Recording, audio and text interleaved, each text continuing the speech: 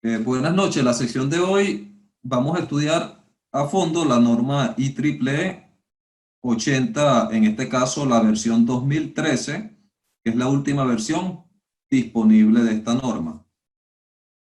La idea es hacer una síntesis y tocar todos los puntos que incluye esta normativa para extraer de ella todos los criterios de diseño y las mejores prácticas de construcción, así como de materiales que debemos usar en este tipo de sistema de puesta a tierra. Recuerden que la norma IEEE 80 es la norma base para el diseño de sistemas de puesta a tierra que recomienda la mayoría de los países de Latinoamérica y es el estándar con el que nosotros vamos a trabajar a lo largo del curso. Este estándar en combinación con la IEEE 142 y la norma EPRI, que es para los sistemas de puesta a tierra de líneas de transmisión.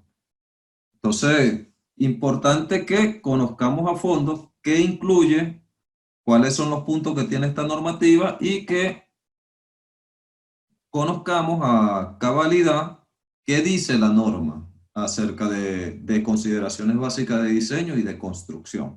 Entonces, la norma IEEE 80 es la guía para el diseño seguro de puesta a tierra de subestaciones.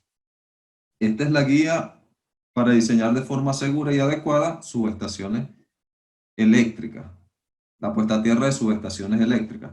Y la IEEE 142, que la vamos a ver en la próxima clase, es la guía para la puesta a tierra de instalaciones industriales.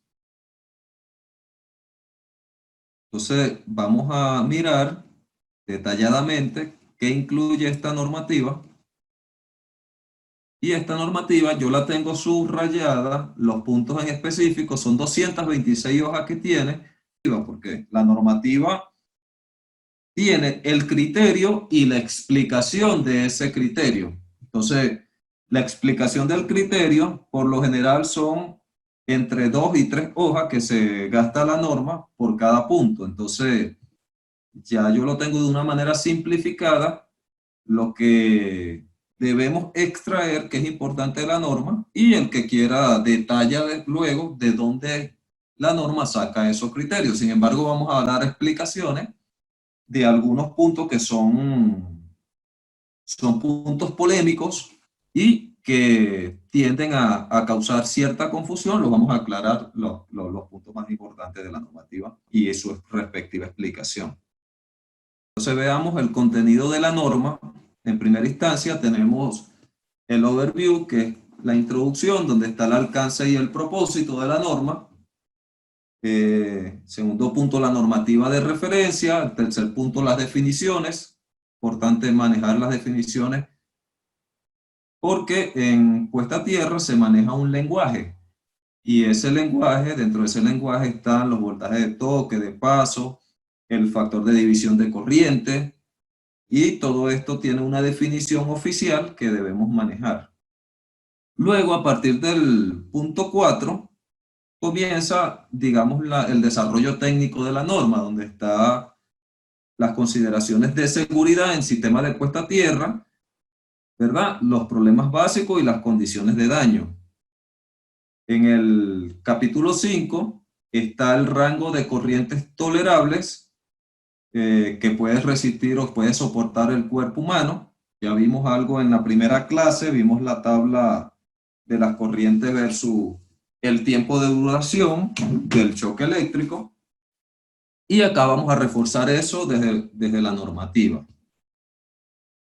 Los efectos de la frecuencia, vamos a ver que las frecuencias más dañinas casualmente son a 50 y a 60 Hz.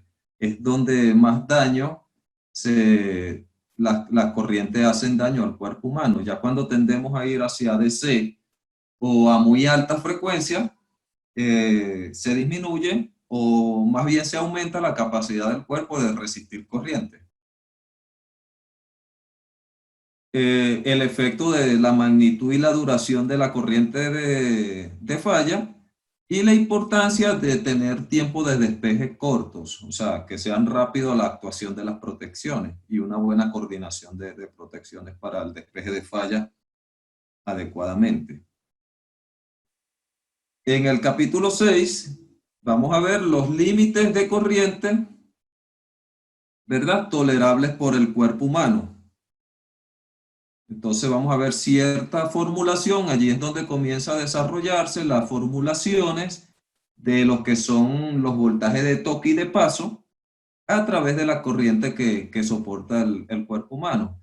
Y hay una serie de experimentos que hicieron estos señores, Dalziels y Bjerkmer, con personas y con animales, y es de donde salen esos datos y esas constantes que ustedes ven en la fórmula que analizábamos en la clase pasada. Ahí vamos a mirar y vamos a saber de dónde sale exactamente la fórmula de los voltajes tolerables o corrientes tolerables en primera instancia a 50 kilogramos y para personas de 70 kilogramos. Y eso, esas constantes y esas fórmulas salen a través de experimentos que hicieron estos señores, tanto con humanos como con animales.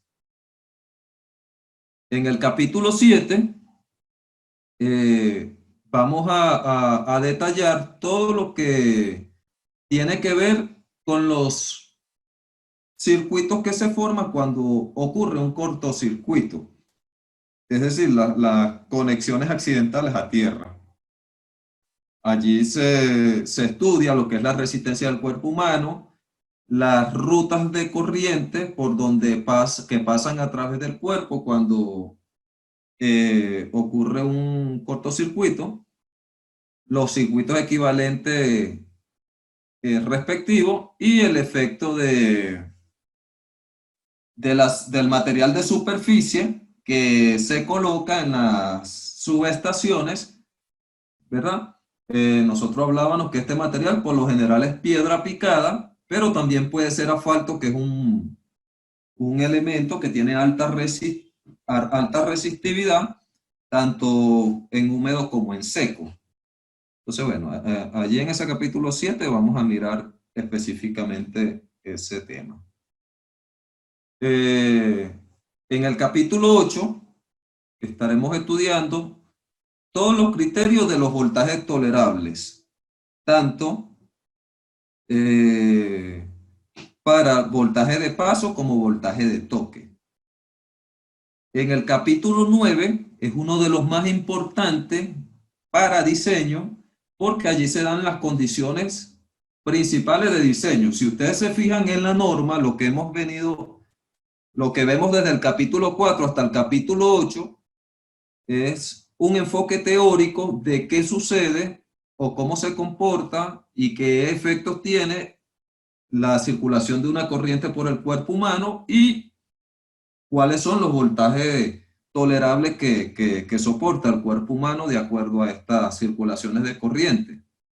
Cómo influye la frecuencia, cómo influye el tiempo de duración del choque eléctrico, cómo influye la magnitud, etcétera. Inclusive cómo influye el material de superficie que se le coloca en las subestaciones, que por lo general es piedra picada, cómo influye en disminuir el efecto de la corriente en el cuerpo humano. Ya el capítulo 9 es consideraciones principales de diseños. Entonces, para diseño, este es el capítulo que a nosotros nos rige básicamente. Y el capítulo 10 hay unas consideraciones especiales para diseño de puesta a tierra en subestaciones aisladas en gas. Esto por el tema de que estas subestaciones tienen muy poca área disponible y por lo general no tenemos un espacio suficiente para lograr bajar las resistencias en esas instalaciones.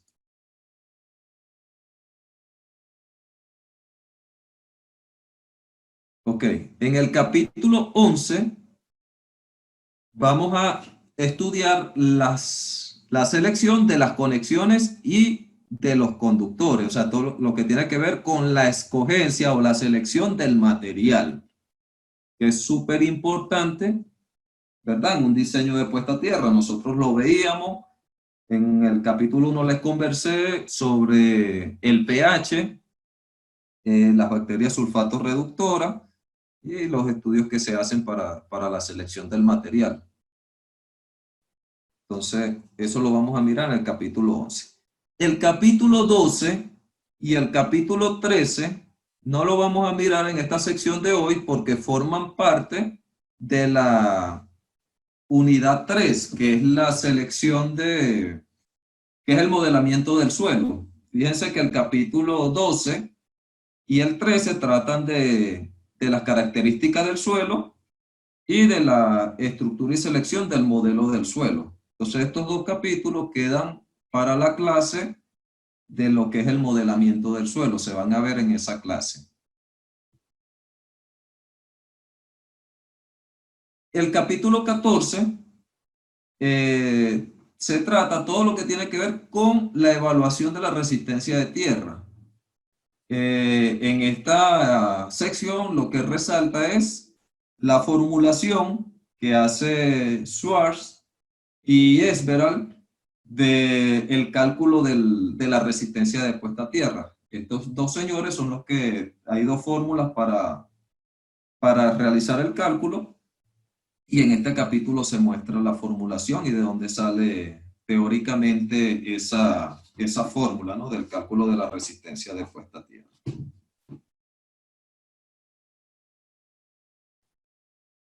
El capítulo 15, en el capítulo 15 vamos a estudiar todo lo que tiene que ver con las corrientes de cortocircuito que afectan el diseño del sistema de puesta a tierra. Ahí vamos a ver los tipos de falla a tierra, ¿verdad? El efecto de la resistencia de tierra en las subestaciones, el efecto de la resistencia de falla a tierra, el efecto de tuberías enterradas, lo que es el cálculo del factor de división de corriente, el efecto de la simetría y el efecto que tienen los cambios a futuro. ¿Cómo se influye allí en eso? Okay.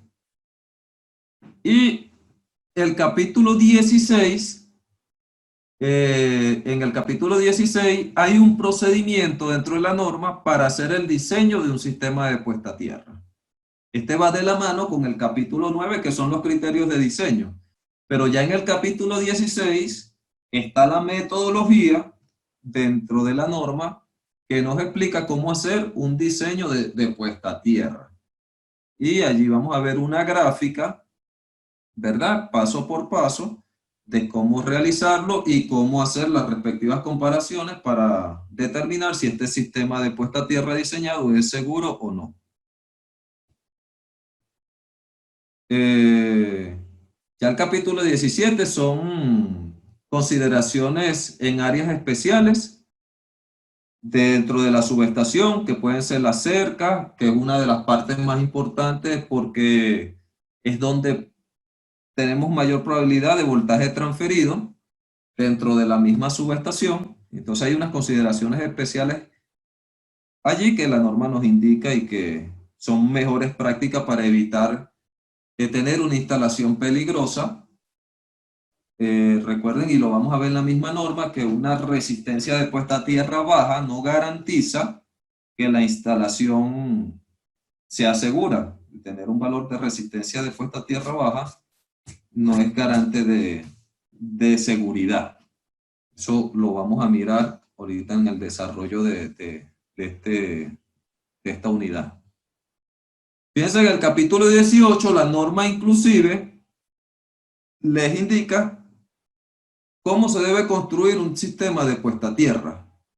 Aquí nos da las consideraciones para construir las mejores prácticas de construcción, y es bien interesante manejar al detalle estas recomendaciones.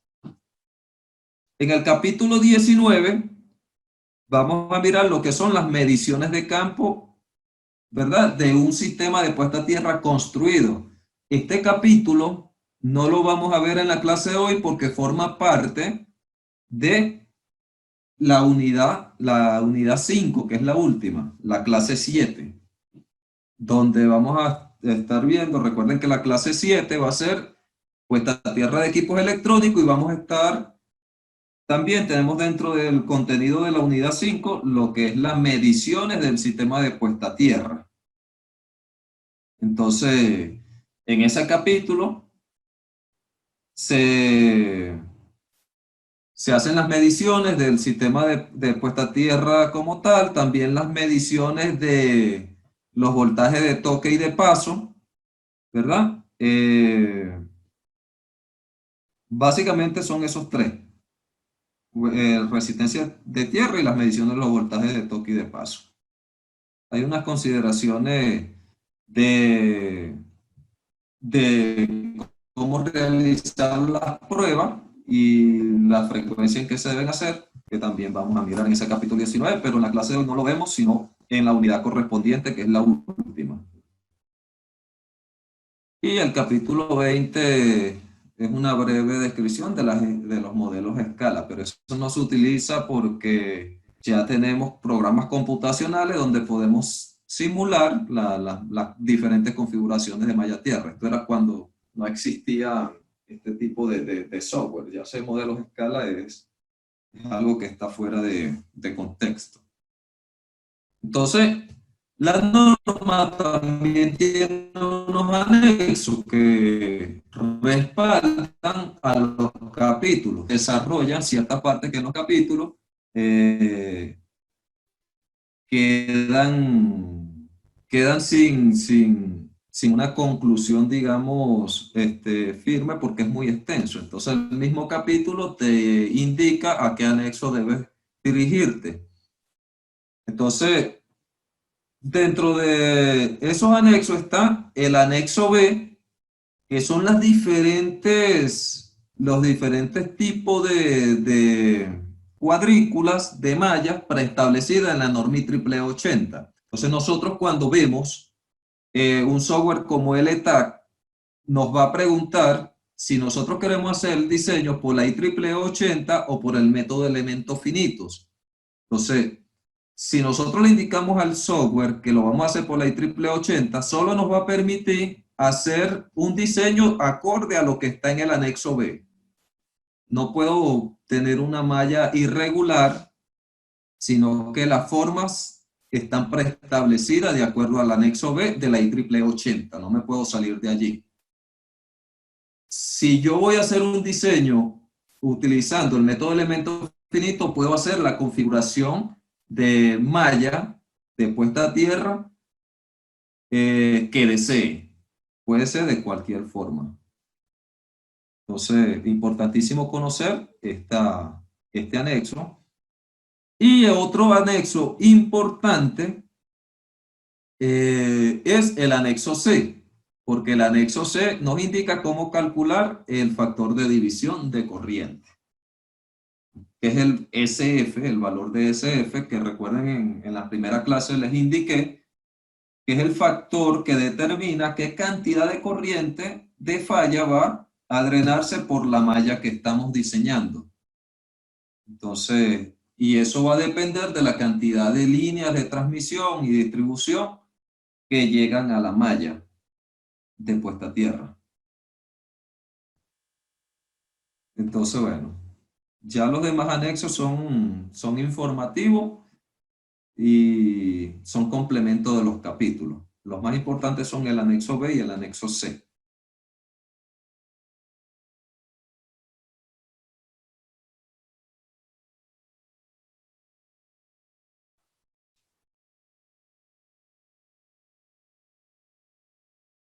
Fíjense el alcance de la norma.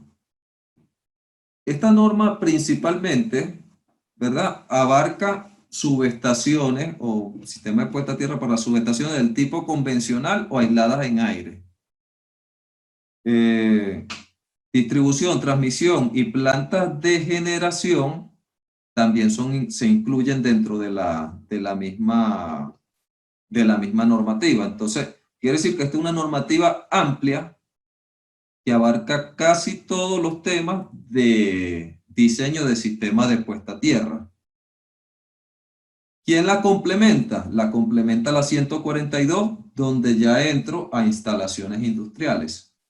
Instalaciones industriales me refiero a instalaciones mineras, instalaciones petroleras, instalaciones residenciales, comerciales, instalaciones de telecomunicaciones, etcétera.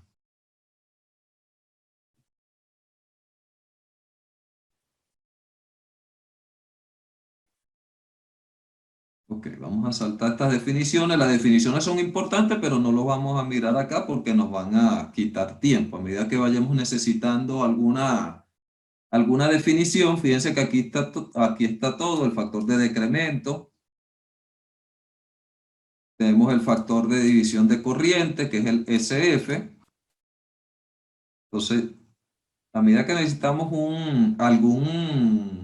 alguna definición puntual, nos podemos devolver al capítulo 3 y mirarla si no sabemos, si no conocemos cuál es su definición y de qué se trata.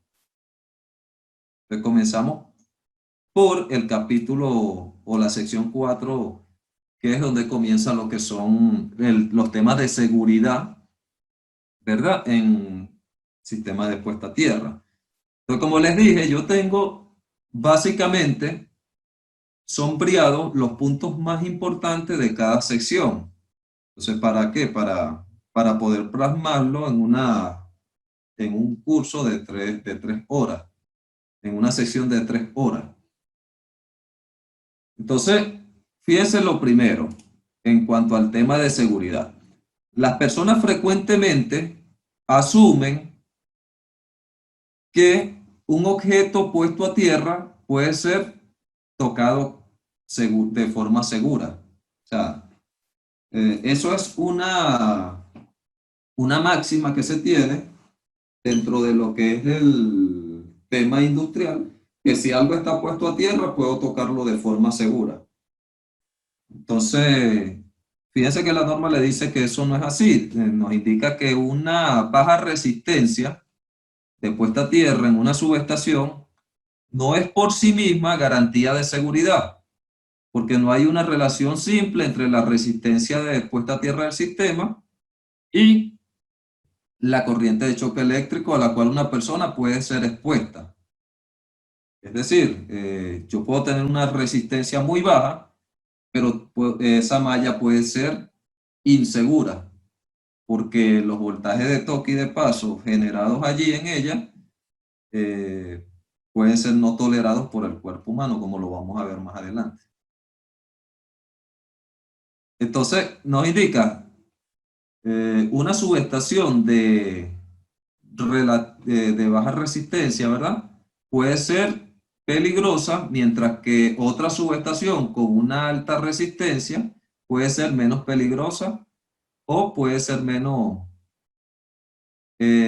sí, puede ser menos peligrosa con un diseño adecuado o cuidadoso. Es decir, un diseño donde los voltajes de toque y de paso se estén cumpliendo. Entonces, eso es como que la primera información importante que nos dice la norma. La resistencia de puesta a tierra no es un criterio de seguridad. Recuerden que ustedes van a escuchar la palabra que es muy común en escucharla, que es ¿a cuánto tiene esa resistencia? No, tiene un ohmio, no, esa resistencia, esa malla está buenísima, está buena.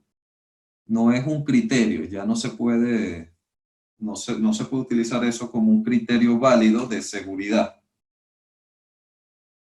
¿Es deseable que una malla tenga una resistencia baja? Sí, pero debo verificar cómo están los voltajes de toque y de paso en esa instalación.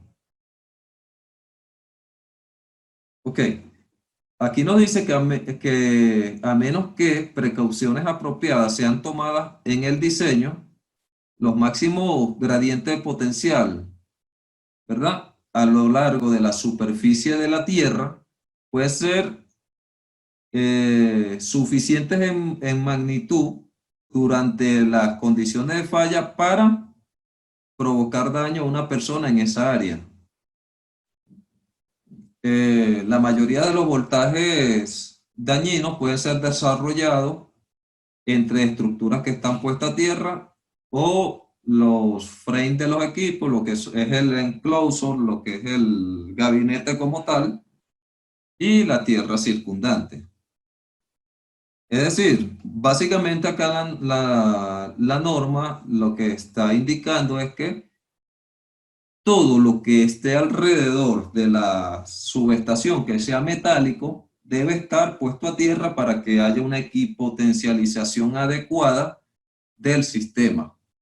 Si tengo estructuras puestas a tierra y otras no puestas a tierra, lo que estoy generando allí es una ruta de circulación de corriente por diferencia de potencial, que pueden ser peligrosas y ocasionar lesiones al personal, inclusive a equipos electrónicos que se encuentren en la zona.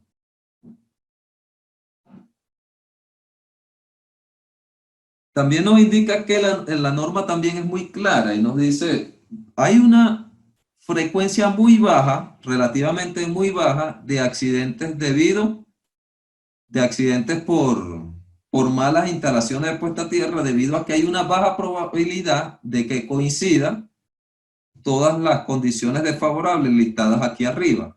¿Cuáles son esas condiciones desfavorables? Que existe un mal diseño, que existe una mala instalación y que además exista la falla como tal y que la persona se encuentre en la subestación en ese momento. Entonces tienen que coincidir varios parámetros para que ocurra un accidente por, por un mal sistema de puesta a tierra, por un sistema de puesta a tierra, bien sea mal diseñado o bien sea mal construido, porque puede estar bien el diseño, pero la construcción se hizo de forma inadecuada, se hizo con conectores que no eran los adecuados. Después de construida hubo roturas en ellas que no fueron reparadas, etcétera. Puede existir una gran cantidad de elementos que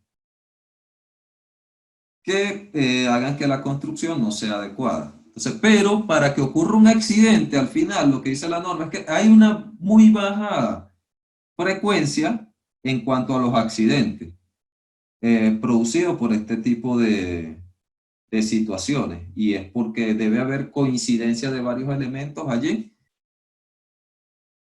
para lograr materializar un accidente.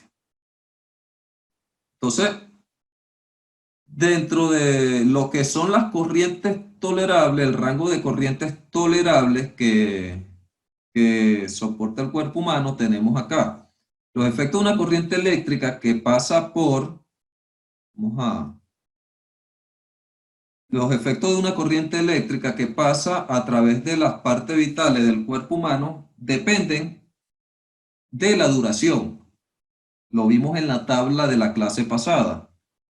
Es decir, yo puedo tener una corriente muy alta, pero si la duración es muy poca, no llega a ocasionar daño. Como puedo tener una corriente baja y su duración en el tiempo es sostenida y puedo tener daño. Básicamente es a lo que se refiere acá. ¿Y cuáles son las consecuencias? Básicamente las consecuencias son el paro respiratorio y el paro cardíaco. Lo que se conoce como fibrilación ventricular, que no es más que el paro de la circulación de la sangre, o sea, se detiene la circulación sanguínea. Eso es lo que sucede. Vimos en la tabla de la clase pasada que esto ocurre, ¿verdad? Luego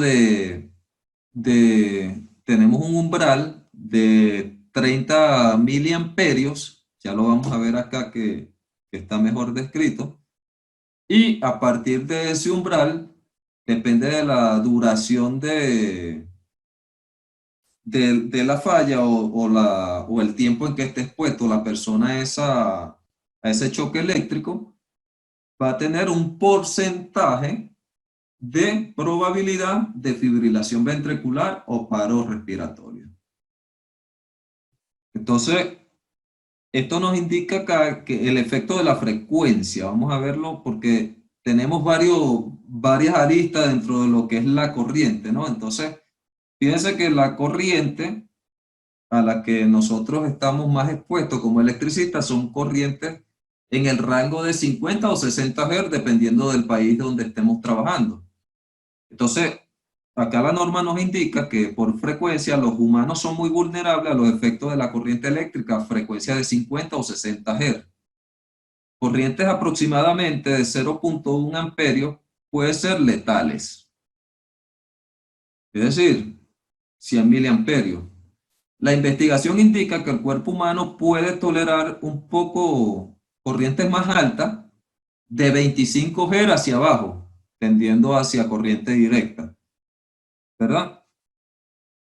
Aproximadamente 5 veces más que, que las corrientes a 50 o 60 Hz. Estamos hablando, si el umbral a 50 y 60 Hz es de 30 miliamperios, el umbral a partir de 25 Hz hacia abajo, estamos hablando que es de 125 miliamperios, según lo que vimos en la tabla de la clase pasada. Y a frecuencias de 3000 a 10.000 Hz, corrientes mucho más altas pueden ser tolerables, dice la norma. Esos son experimentos que se han hecho, que los hizo básicamente este personaje que está acá, Dalziel, y lo hizo tanto con animales como con personas. Y esto, fíjense que esta es la IEEE 80 y que las tablas que nosotros vimos la clase pasada era la IEC 60479-2. Básicamente, estas normas están en sintonía, la IEEE 80 y la 60479-2, a pesar de que una norma es americana y la otra es europea. Entonces, básicamente coinciden en la información que se tiene en ella.